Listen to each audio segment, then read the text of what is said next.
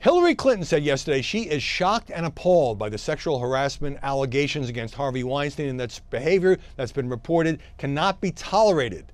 Unfortunately, it took nearly 6 days for the former presidential candidate and First Lady to be shocked and appalled. She had said nothing until now, despite the fact that Harvey Weinstein had thrown a fundraiser for her, donated to her campaign, been an open supporter of Democrats, and even while other Democrats were giving back or donating money that they had received from Weinstein, Hillary Clinton was silent. Now, I don't mean to pick on her, because there's not any reason to suggest that she should have known of this behavior before it was first reported by the New York Times. But once it was reported, and once he was suspended, and once he was fired by his own company, well, then it doesn't really take much in the way of courage to finally speak out. Same goes for Meryl Streep. I'm glad she and a couple of other actresses have now denounced Harvey Weinstein, but again, they waited until it was safe.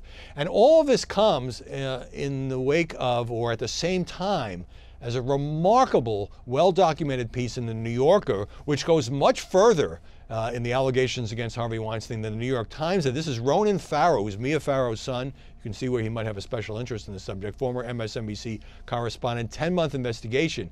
He reports in the New Yorker that he had spoken to 13 women who said they were either sexually harassed or sexually assaulted by the former movie mogul. 3 of them alleged that they were raped by Harvey Weinstein. Now, I should add here that a statement on his behalf unequivocally denied these allegations, said that he never had any non-consensual sex with any woman, and that some of the relationships being described were consensual. In his view, that's his denial. But what's really chilling is to read further down into this New Yorker piece, where, for example, more than a dozen staff members, current and former staff members, say they had either witnessed these incidents or knew of them. The people involved, or some of them at least, say that they were afraid to speak out, understandably, because they feared retaliation from a guy who was so powerful in the industry. Remember, he was into movies, television, books, and well connected in Hollywood, New York, you name it. And some said they believed that after they turned down his advances, that negative items were leaked by him or somebody on his behalf to the press, so you also run the risk of having your reputation damaged. And among those speaking out, 2 actresses, well-known actresses, who said they rejected Harvey Weinstein's advances were Mira Sorvino and Rosanna Arquette. Now, also, as part of this New Yorker piece, there was a chilling audio tape. I'm not quite clear on how this was recorded. The one story that did receive some press attention 2 years ago, an Italian model in New York actually went and tried to bring charges against Harvey Weinstein, saying that he had groped her and that she had tried to fight him off. Well, there's an audio that's apparently the next day, because on the tape you can hear her saying, "Why did you grab my breasts?"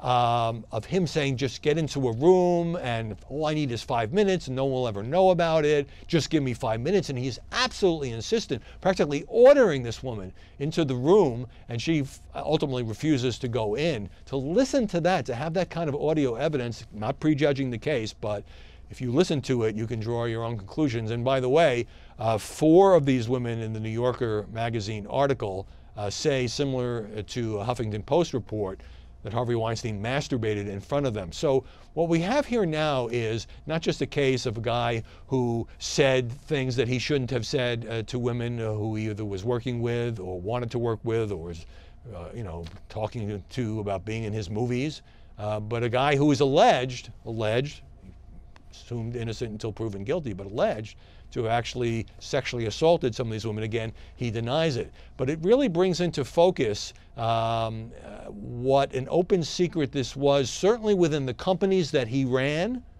and among some of the journalists who covered the business, a couple of whom tried to publish these stories, were not successfully able to get them printed or nail it down.